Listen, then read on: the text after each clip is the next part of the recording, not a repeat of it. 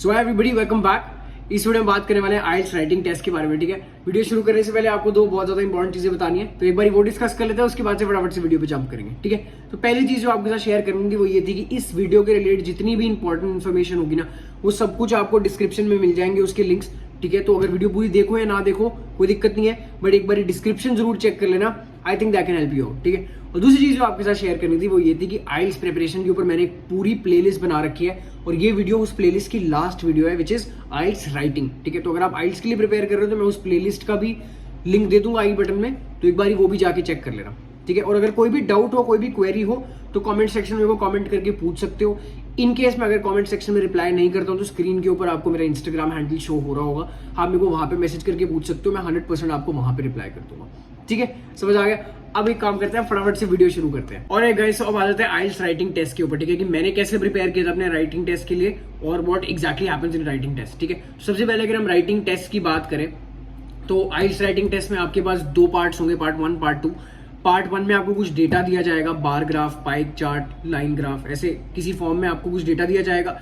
आपको उसको इंटरप्रेट करना है, अंडरस्टैंड करना है और उसको वर्ड्स में लिखना है। ठीक है, और जो पार्ट 2 है उसमें आपको एक ऐसे लिखना है। पार्ट 2 में हम बाद में आएंगे, सबसे पहले हम पार्ट 1 डिस्कस करते हैं कि पार्ट 1 में एग्जैक्टली करना क्या होता है क्या है। ठीक है, तो देखो आपको ना पार्ट 1 में कुछ डेटा दिया जाएगा, जैसे ये है यहाँ पे आपको पाई चार्ट की फॉर्म में और एक टेबल की फॉर्म में डेटा दिया है। ठीक है, ये कलेक्टिव डेटा है पूरा, आपको इसको समझना है, इंटरप्रेट करना है, अंडरस्टैंड करना है और उसको वर्ड्स में लिखना है।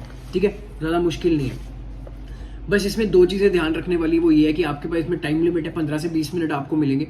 और जो दूसरी चीज है वो ये है कि इसकी एक वर्ड लिमिट है। वर्ड लिमिट हो गई आपका 150 वर्ड्स की वर्ड लिमिट है आपको पार्ट 1 में।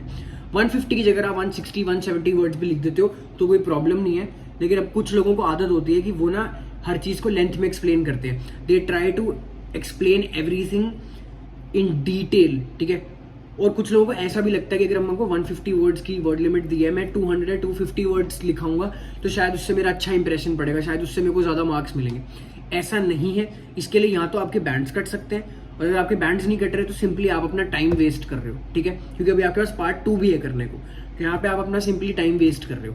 15 से 20 मिनट के अंदर इसको खत्म करना है। 150 वर्ड्स लिखो, 160 170 वर्ड्स लिखो, खत्म करो, आपको उसके लिए पूरे मार्क्स मिल जाएंगे, कोई प्रॉब्लम नहीं है। ठीक है, अब बात आ जाती है कि राइटिंग का फॉर्मेट कैसे है। फॉर्मेट डिस्कस करने से पहले ना आपको एक टिप दे देता हूँ। जैसे मैंने आपको कहा ना, यहाँ पे आपको वर्ड लिमिट का ध्यान रखना है, तो आप अपनी वर्ड लिमिट घर से प्रैक्टिस करके जाओ। कैसे प्रैक्टिस करनी है, अगर आपके पास आइल्स की बुक होगी तो आप उसमें नोटिस करोगे कि आपको जो भी राइटिंग की टेस्ट, राइटिंग का कोई भी टास्क होगा ना, उसके नीचे आपको इतनी स्पेस दी होगी आंसर लिखने के लिए। तो this space is approximately the right space जिसके अंदर आपका 150 वर्ड्स आ जाना चाहिए। ठीक है, तो आप अगर ऐसी बुक्स में जो आपको जगह दी हुई है आप वहां पर लिखने की प्रैक्टिस करोगे तो आपको 2 दिन 4 दिन प्रैक्टिस करके खुद ही आइडिया लग जाएगा कि अराउंड इतनी लाइंस या इतने सेंटेंसेस के अंदर मेरे 150 वर्ड्स कंप्लीट हो जाते हैं। ठीक है, तो एग्जाम में आपको प्रॉब्लम नहीं आएगी। तो अपना वर्ड लिमिट अच्छे से प्रैक्टिस करके जाना, ये काफी इंपॉर्टेंट है। काफी लोग नहीं ध्यान देते हैं इस पे, लेकिन इसको करके जाना। ठीक है, तो अब बात करते हैं पार्ट 1 के फॉर्मेट की, कि पार्ट 1 का एग्जैक्टली फॉर्मेट क्या होता है। ठीक है, अब देखो आपको जैसे यहाँ पे क्वेश्चन दिया है ना, आपको यहाँ पे ये क्वेश्चन दिया है। ठीक है, आपको इस क्वेश्चन को सबसे पहले रीफ्रेज करना है। सबसे पहले आ जाता है आपका इंट्रोडक्शन। जब आप लिख रहे हो अपना आंसर तो सबसे पहले आपको लिखना है इंट्रोडक्शन। अब इंट्रोडक्शन में आपको क्या लिखना है ना, जो आपको ये क्वेश्चन दिया है आपको इसी क्वेश्चन को रीफ्रेज करना है। अब देखो रीफ्रेज करने में काफी ज्यादा लोगों को प्रॉब्लम होती है। आई हैव नोटिस दैट, क्योंकि मुझे भी इनिशियली रीफ्रेज करने में प्रॉब्लम होती थी। ठीक है, और क्या है ना, ये आपके ऐसे का इंट्रोडक्शन, आपके ऐसे का सबसे पहला पार्ट है, तो आपको यहाँ पे कोई गलती नहीं करनी है। तो you wanted to look the best. अब द बेस्ट लिखने के लिए रीफ्रेज करना आना चाहिए। बहुत सारे लोगों को इसमें प्रॉब्लम होती है, तो रीफ्रेज करने की एक सिंपल तरीका बताता हूँ। आप 3 तरह से किसी भी सेंटेंस को रीफ्रेज कर सकते हो। ठीक है, या तो आप उसमें जो कीवर्ड्स हैं उनके सिनोनिम्स यूज कर लो। दूसरा तरीका यह है कि आप सेंटेंस का ऑर्डर चेंज कर दो। ठीक है, और तीसरा तरीका यह है आप एक्टिव से उसको पैसिव में कन्वर्ट कर दो। ठीक है, अब मैं इसको ज्यादा डिटेल में नहीं एक्सप्लेन करूंगा क्योंकि इसमें बहुत ज्यादा टाइम लग जाएगा। इसके रिलेटेड मैं डिस्क्रिप्शन में आपको एक वीडियो दे दूंगा, आप वो वीडियो देख लो जाके, क्योंकि मैंने भी अपने टेस्ट की प्रिपरेशन के लिए वही सेम वीडियो देखी थी। ठीक है, तो आप वो वीडियो देख लो जाके, आपको उस वीडियो से अच्छे से समझ आ जाएगा कि सिनोनिम्स यूज करके कैसे रिफ्रेश करते हैं, ऑर्डर चेंज करके कैसे रिफ्रेश करते हैं, और एक्टिव से पैसिव में कन्वर्ट करके कैसे रिफ्रेश करते हैं। ठीक है, तो वो वीडियो जरूर देख लेना, आपको रिफ्रेजिंग समझ आ जाएगा। ठीक है, अब ये तो हो गया आपका इंट्रो। तो अराउंड 1 से 2 लाइन के अंदर आपको अपना इंट्रो लिखना है, जो आपको क्वेश्चन दिया उसी को रिफ्रेज करके लिखना है, ये आपका आ जाएगा इंट्रो। उसके बाद आपको लिखना है अपना मेन ऐसे, ठीक है। तो 1 या 2 लाइन छोड़ के आपका आ जाएगा सबसे पहला पैराग्राफ। अब सबसे पहले पैराग्राफ में ना आपको जो भी डेटा दिया हुआ है उसकी जो भी मेन चंक्स हैं, जो भी मेन इंपॉर्टेंट इंफॉर्मेशन है, जो भी आप अंडरस्टैंड कर पा रहे हो, उसको फर्स्ट पैराग्राफ में लिख दो, ठीक है। क्योंकि जो भी आपका ये पढ़ेगा ना, अगर वो फर्स्ट पैराग्राफ में ही देख रहा है कि आपने मेन इंफॉर्मेशन दे दी है, they will also come to understand that yes, he understands what is happening and you know, उनको ऐसा नहीं लगेगा कि ये कुछ भी लिख रहा है यहाँ पे, ठीक है ना। तो इट विल मेक सेंस। तो आप फर्स्ट पैराग्राफ में मेन इंपॉर्टेंट चीज जो भी आप यहाँ पे अंडरस्टैंड कर पा रहे हो उसको लिख दो, उसका एक ओवरव्यू लिख दो, ठीक है। सेकेंड पैराग्राफ में आपने जो भी फर्स्ट पैराग्राफ में लिखा है उसके रेलिवेंट, उसके अराउंड अगर कोई और चीज भी है तो आप उसको सेकंड पैराग्राफ में लिखो, ठीक है। तो फर्स्ट पैराग्राफ में आ जाएगा आपका जो भी आप डेटा अंडरस्टैंड कर पा रहे हो उसका overview, main chunks. Second paragraph में आप जो भी आपने फर्स्ट पैराग्राफ में लिखा है उसके रिलेटेड, उसकी रेलिवेंस में कुछ और लिखना चाहते हो कुछ और लिख दो, ठीक है। ये आ गया आपका सेकंड पैराग्राफ। और जो लास्ट होगा वो होगा आपका कंक्लूजन, ठीक है। कंक्लूजन में अपना ओपिनियन नहीं देना है, ये नहीं बताना है कि ये डेटा अंडरस्टैंड करके मेरे को लगता है ऐसा हो रहा है या मुझे लगता है ऐसा नहीं होना चाहिए था, अपना ओपिनियन नहीं देना है, बस कंक्लूड करना है कि ठीक है, all of this data in the end depicts this, ठीक है। तो कंक्लूजन में याद रखना अपना ओपिनियन मत देना। बहुत ज्यादा लोग अपना ओपिनियन देके आ जाते हैं, मार्क्स कटेंगे उसके लिए। कंक्लूजन में बस ओवरऑल उसको सम अप कर दो कि हाँ ये हो रहा है और इसको कंक्लूड कर दो, ठीक है। तो ये आपका ओवरऑल 150 वर्ड्स के अंदर हो जाना चाहिए, ठीक है। यहां से आती है मेरी दूसरी tip, do not repeat words, ठीक है। अब बहुत लोग क्या करते हैं ना, जब भी ये लिख रहे हैं अपना, जब भी कोई डेटा एक्सप्लेन कर रहे हैं, ठीक है, तो बार बार सेम ही वर्ड को रिपीट करेंगे। अगर कहीं पे कुछ डिक्रीज हो रहा है तो आप एक बार ही डिक्रीज यूज करो, next time you should use dropped और यू कैन यूज डिक्लाइंड, ठीक है। बस सेम वर्ड्स मत यूज करना, उनके सिनोनिम्स यूज करना, ठीक है। सिनोनिम्स की भी लिस्ट मैं आपको डिस्क्रिप्शन में दे दूंगा, 100 very commonly used words in English and their synonyms, ठीक है। तो इंक्रीज, डिक्रीज और इनके सिनोनिम्स क्या होते हैं, इस सब का एक मैं आपको लिंक दे दूंगा डिस्क्रिप्शन में, वो जाके चेक कर लेना। और उनसे, और जब अपनी राइटिंग की प्रैक्टिस करोगे तो उन वर्ड्स की प्रैक्टिस जरूर करना, उन सिनोनिम्स की, आपको राइटिंग टेस्ट में बहुत ज्यादा हेल्प करेगा। अपने वर्ड्स मत रिपीट करना, ठीक है। समझ आ गया? ये हो गया आपका पार्ट 1। इस तरह से लिखना है आपको पार्ट 1। और एक और चीज है इसमें, मैं आपको एक टिप और दे देता हूँ यहाँ पे। जैसे मैंने आपको कहा ना, आपको पैराग्राफ में डिवाइड करना है, part intro, then first paragraph, then second paragraph, then conclusion. अब कुछ लोग क्या करते हैं, इसको एक ही कहानी लिख के आ जाते हैं, पूरा का पूरा एक ही साथ लिख के आ जाते हैं, ठीक है। पूरा का पूरा एक साथ लिखोगे ना, तो ना तो जो उसको पढ़ रहा है ना उसको पढ़ने में मजा आएगा, ना वो इंटरेस्टेड होगा, शायद वो इसके लिए आपके मार्क्स भी काट दे, ठीक है। तो चीजों को एक ऑर्डर में लिखना, डिवाइड योर कंटेंट बेसिकली, ठीक है। इंट्रोडक्शन, 1-2 लाइनें छोड़ के नेक्स्ट पैराग्राफ, 1-2 लाइनें छोड़ के नेक्स्ट पैराग्राफ, और इन दी एंड 1 लाइन छोड़ के कंक्लूजन, ठीक है। अपने कंटेंट को डिवाइड करना, एक लाइन में मत लिख के आ जाना, ठीक है। दैट इज इट गाइस, ये हो गया आपका पार्ट 1 आइल्स राइटिंग का। इजी था ना, समझ आ गया? और गाइस, तो अब बात करते हैं आइल्स राइटिंग की पार्ट 2 की, ठीक है। पार्ट 2 के बारे में डिस्कस करने से पहले आपको एक ओवरऑल आइडिया देता हूँ कि पार्ट 2 में एग्जैक्टली होता क्या, ठीक है। तो पार्ट 2 में आपको बेसिकली ऐसे लिखना होता है, आपको एक क्वेश्चन दिया जाएगा, आपको ऐसे लिखना है, ठीक है। अब इसमें 40 मिनट्स का आपके पास टाइम लिमिट है और 250 वर्ड लिमिट है। Just make sure that you can go from 250 260 270 तक चले जाओगे तो कोई प्रॉब्लम नहीं है, but if you write more than that it's a waste of time, ठीक है। हो सकता है आपके उसके लिए मार्क्स भी कट जाए, लेकिन अगर मार्क्स नहीं कटेंगे तो वेस्ट ऑफ टाइम है, कुछ एक्स्ट्रा उससे हासिल नहीं होने वाला, ठीक है। तो 250 वर्ड लिमिट है, 260 270 तक चले जाओगे तो कोई प्रॉब्लम की बात नहीं है। ये है आपका आइल्स राइटिंग पार्ट 2, ठीक है।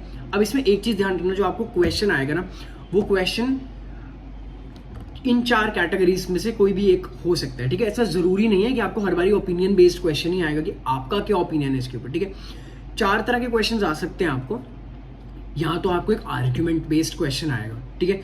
आपको कोई चीज पूछी होगी और आपको बताना है कि आपके हिसाब से उसके एडवांटेजेस हैं या आपके हिसाब से वो एक एडवांटेजियस चीज है या डिसएडवांटेजियस चीज है। तो उसमें आप उसके एडवांटेजेस भी लिख सकते हो, साथ में उसकी डिसएडवांटेजेस भी लिख सकते हो, एंड में एक कंक्लूजन दे सकते हो, ठीक है। तो ये हो गया आर्ग्यूमेंट बेस्ड क्वेश्चन। उसके बाद आते हैं बायस्ड। अब बायस में आपको एक ही साइड पिक करनी है। तो सपोज आपको क्वेश्चन दे रखा है, आप या तो उसके फॉर हो या तो उसके अगेंस्ट हो, ठीक है। तो बायस्ड में आपको वैसा क्वेश्चन आएगा, आपको वैसा उसके अकॉर्डिंग ही अपना आंसर लिखना है, ठीक है।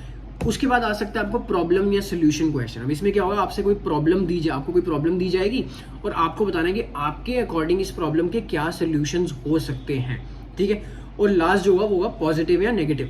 तो आपको कोई चीज़ बताई जाएगी, आपको कोई स्टेटमेंट दी जाएगी और आपको बताना है कि आपके हिसाब से ये एक पॉजिटिव चीज़ है या आपके हिसाब से एक ये नेगेटिव चीज़ है। तो ठीक है, तो उसमें आप अपने ओपिनियंस एक्सप्लेन कर सकते हो कि according to me this is a positive thing, according to me this is a negative thing.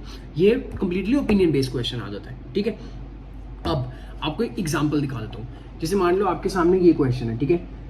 तो इस क्वेश्चन में आप देख सकते हो ये भी बेसिकली एक ओपिनियन बेस्ड क्वेश्चन ही है और साइड बाय साइड ये एक आर्ग्यूमेंट क्वेश्चन भी है, ठीक है। जहाँ पे आपको पूछा है कि एडवांटेजेस क्या है, डिसएडवांटेजेस क्या है, और यहाँ पे आपको आपसे ओपिनियन मांगा है कि क्या आपके हिसाब से टैक्सेस को बढ़ा देना चाहिए या नहीं बढ़ा देना चाहिए, ठीक है। तो ये भी एक ओपिनियन बेस्ड या आर्ग्यूमेंट क्वेश्चन है, ठीक है। अब जब आप इसका आंसर लिख रहे हो, इसका भी फॉर्मेट सेम है जैसे पार्ट 1 में था। इसमें एक पैराग्राफ आप एक्स्ट्रा लिख सकते हो क्योंकि ये 250 वर्ड्स का है, ठीक है। तो सबसे पहले आपका आ जाएगा इंट्रोडक्शन। इंट्रोडक्शन में आपको अगेन जो आपको क्वेश्चन पूछा हुआ है आपको उसको रिफ्रेज करना है, ठीक है। रिफ्रेज कैसे करते हो मैंने आपको अभी पार्ट 1 के लिए भी बताया था।